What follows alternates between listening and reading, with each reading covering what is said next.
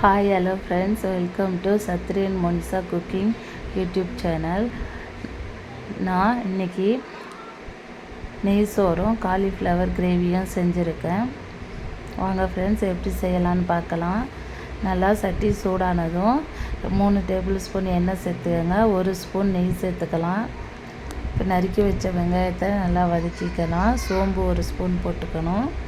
பட்டை, கிராம்பு, ஏலக்காய் எல்லாம் போட்டு நல்லா வதக்கி விடணும். 2 பச்சை மிளகாய் சேர்த்துருக்கேன். அதையும் நல்லா வதக்கிக்கலாம்.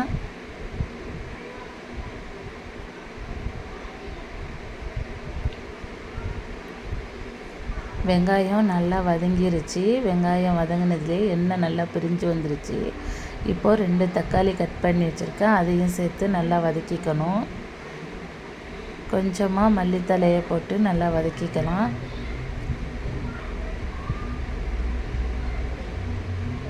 தக்காளி நல்லா வதங்கினதும் தேவையான அளவு உப்பு சேர்த்துக்கலாம்.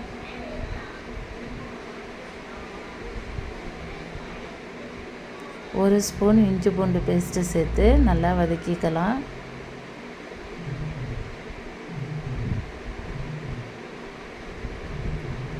தக்காளி வெங்காயம் நல்லா வதங்கிருச்சு.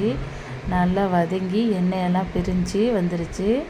இப்போது நான் 2 டம்ளர் பாஸ்மதி ரைஸ் எடுத்து அரை மணி நேரம் ஊற வச்சு வச்சுருக்கேன். அதையும் சேர்த்துக்கலாம். இப்போது இந்த டம்ளரால் 2 டம்ளர் அரிசி எடுத்திருக்கேன். 2 டம்ளருக்கு 3 டம்ளர் தண்ணி ஊற்றிக்கணும்.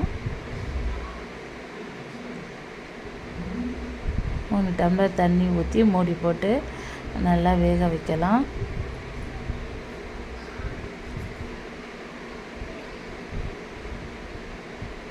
இப்போ கொதி வந்துருச்சு. திறந்து பார்த்து ஒரு கிண்டி மறுபடியும் மூடி வச்சிடணும். மல்லித்தலை கொஞ்சம் சேர்த்து மூடி வச்சிடலாம். நான் தம் போடுறதுக்கு கீழே தோசைக்கல்லை சூடு பண்ணி அது மேலே எடுத்து வச்சு தம் போட்டிருக்கேன். நீங்களும் அதே மாதிரி செஞ்சு பாருங்கள். நெய் சோறு நல்லா பொலன்னு வந்திருக்கு. இதே மாதிரி நீங்களும் ட்ரை பண்ணி பாருங்கள். ட்ரை பண்ணி பார்த்துட்டு எனக்கு கமெண்ட் பண்ணுங்கள். Thank you friends.